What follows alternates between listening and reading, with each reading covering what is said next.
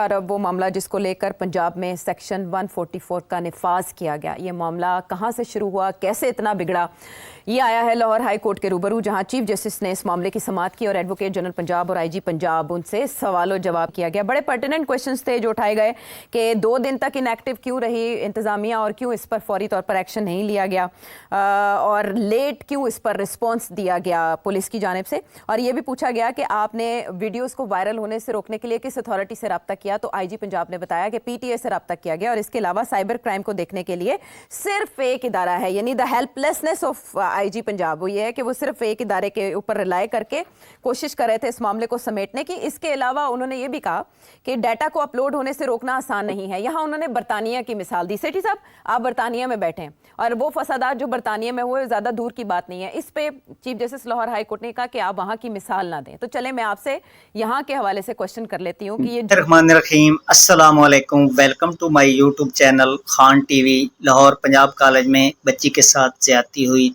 तो इस बारे में असल हकीकत क्या है, हमारे साथ बात करने के लिए स्टूडियो में मौजूद हैं नजम सेठी साहब। तो आइए उनकी ज़बानी सुनते हैं कि असल हकीकत क्या और अब वो मामला जिसको लेकर पंजाब में सेक्शन 144 का निफाज किया गया, ये मामला कहां से शुरू हुआ, कैसे इतना बिगड़ा, ये आया है लाहौर हाई कोर्ट के रूबरू, जहां चीफ जस्टिस ने इस मामले की समाअत की और एडवोकेट जनरल पंजाब और आईजी पंजाब उनसे सवालों जवाब किए और जो जवाब मिले उस पर क्यों इस पर रिस्पॉन्स दिया गया पुलिस की जानिब से। और ये भी पूछा गया कि आपने वीडियोज़ को वायरल होने से रोकने के लिए किस अथॉरिटी से रब्ता किया, तो आईजी पंजाब ने बताया कि पीटीए से रब्ता किया गया और इसके अलावा साइबर क्राइम को देखने के लिए सिर्फ एक इदारा है, यानी the helplessness of IG Punjab वो ये है कि वो सिर्फ एक इदारे के ऊपर रिलाय करके कोशिश कर रहे थे इस मामले को समेटने की। इसके अलावा उन्होंने ये भी कहा कि डाटा को अपलोड होने से रोकना आसान नहीं है। यहाँ उन्होंने बरतानिया की मिसाल दी। सेठी साहब, आप बरतानिया में बैठे हैं और वो फसादात जो बरतानिया में हुए ज़्यादा दूर की बात नहीं है। इस पे chief justice Lahore high court ने कहा कि आप वहाँ की मिसाल ना दें। तो चले मैं आपसे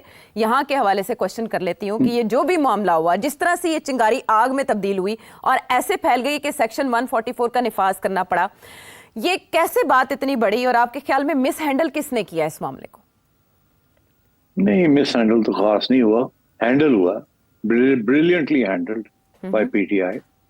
ये बनाना चाह रहे हैं बांग्लादेश, स्टूडेंट्स को निकालने की कोशिश, पूरी प्लानिंग के तहत ये हुआ। I have made a full investigation और सोशल मीडिया में बड़े पावरफुल हैं, सो दे यूज्ड इट।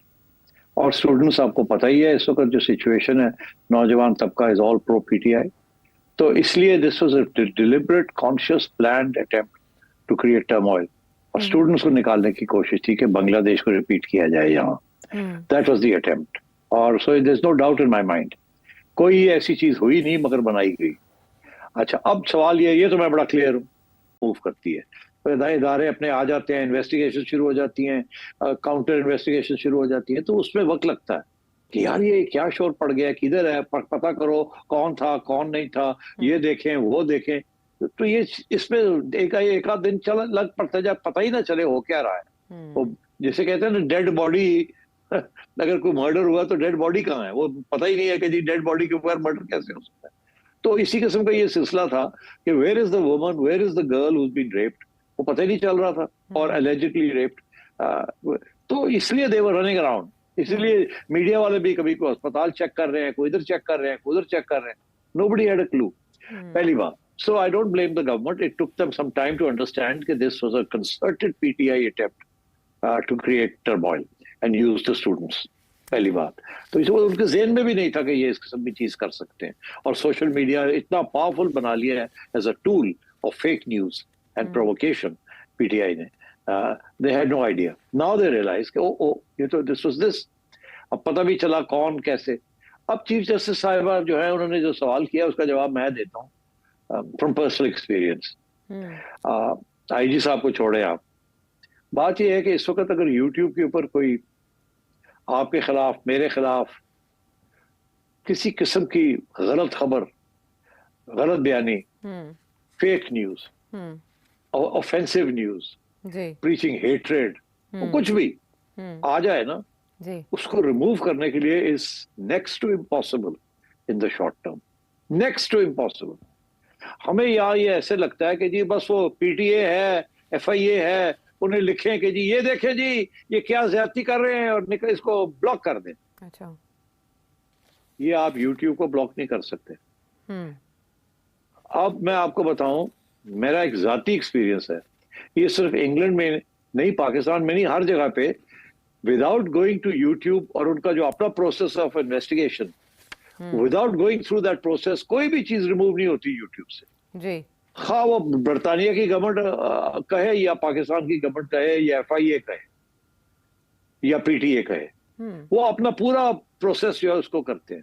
हाँ, वो हर बात है कि वेस्टर्न गवर्नमेंट से अभी रिक्वेस्ट करती हैं तो वो जल्दी एक्ट करते हैं, because it's a western organisation.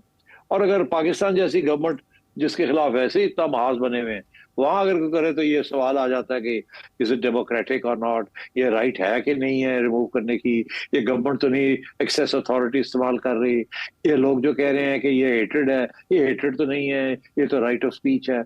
हमारे लिए इस किस्म के इश्यूज बन जाते हैं।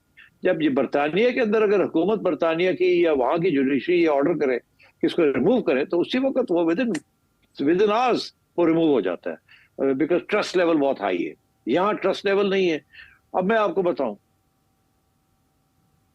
मेरे एक बड़े करीब दोस्त है, समझे, बहुत ही करीब, उनके खिलाफ एक बहुत सख्त किस्म की गंदी वीडियो चल रही है जो लाइफ थ्रेटनिंग है, ओवर 1 मिलियन व्यूज। वो बड़े परेशान थे, उन्होंने FIA को अप्रोच किया कि यार ये इसको उतारें प्लीज, इट्स लाइफ थ्रेटनिंग। अच्छा। FIA ने कहा हाँ आप तो सही कह रहे हैं, अच्छा हमें थोड़ा टाइम दे। उन्होंने PTA को कहा, PTA ने आगे से कहा हाँ हम करते हैं। पता लगा 7 दिन हो गए, कुछ नहीं हुआ। फिर प्रेशर डाला FIA के ऊपर कि भाई ये कुछ करे, और by the way pressure at the highest level, इससे ज्यादा मैं नहीं कहूंगा, हाईएस्ट लेवल से प्रेशर, कि इसको खत्म करे, निकाले, ब्लॉक करे इसको, कल को खुदा ना खास्ता कोई हादसा ना हो जाए। तो FIA अभी तक नहीं उसको खत्म कर सकी। इवेंचुअली क्या किया कि जब PTA ने भी हैंड्स अप हो गई और FIA ने भी कहा यूट्यूब जो हमारे घास नहीं डाल रही, हमने बड़ा कुछ लिखा, उनको आगे से जवाब ही नहीं देते हो, तो फिर इन्होंने, मैं आपको बता रहा हूँ अब बड़ी इंपॉर्टेंट चीज, कि इन्होंने अमेरिकन एम्बेसी को लिखा। अच्छा। अमेरिकन एम्बेसी के उनको जो लीगल अफेयर्स डिपार्टमेंट है उनको लिखा कि आप हमारी मदद करें, इस यूट्यूब को, ये जो वीडियो है इसको रिमूव करवाएं, this is incitement to violence. और अभी तक वो रिमूव नहीं हुई। अच्छा। उसके बाद यूट्यूब वालों को अप्रोच किया गया at a high level via contacts in YouTube. अच्छा। अभी तक वीडियो नहीं रिमूव हुई। तो जज साहिबा को मैं ये कहना चाहूंगा कि not the easiest thing in the world to remove a video and to block it on YouTube. तो इन्होंने इसीलिए, अगर इनके पास ये पावर होती तो ये सारा का सारा ट्विटर को ब्लॉक ना करते, जहां भी वो गड़बड़ होती बटन दबाते तो वो ब्लॉक हो जाता उसका account. The government of Pakistan has signed understandings and deals and agreements whereby they don't have access to this. ये सर्वर्स जो हैं इन चीजों के पाकिस्तान में नहीं है जहां एक्सेस चाहिए, they are in the control of YouTube. तो इसलिए it is not easy to remove offensive videos even though you may think they are offensive. तो जज साहबा को ये IG साहब is, I have to side with him, because ये IG की गलती नहीं है, उनके पास पावर ही नहीं है। और जब वो कहते हैं हमारे पास तो एक ही इदारा है, वो FIA क्राइम ब्रांच है, वो आगे PTA के पास जाते हैं और वहाँ हैंड्स अप हुए हैं सारे as far as blocking of video content is concern. देखिए, इसमें उन्होंने हवाला दिया कि इंस्टाग्राम पोस्ट से ये आग फैली और फिर व्हाट्सएप ग्रुप्स में शेयर हुई, उसका भी तो तदारुक आसान नहीं है। तो उसके जवाब में कुछ लोगों को इन्होंने अरेस्ट किया और AG पंजाब ने आज ये बताया कि एक वकील साहब को अगर हमने अरेस्ट किया तो उसको मजिस्ट्रेट ने बरी कर दिया।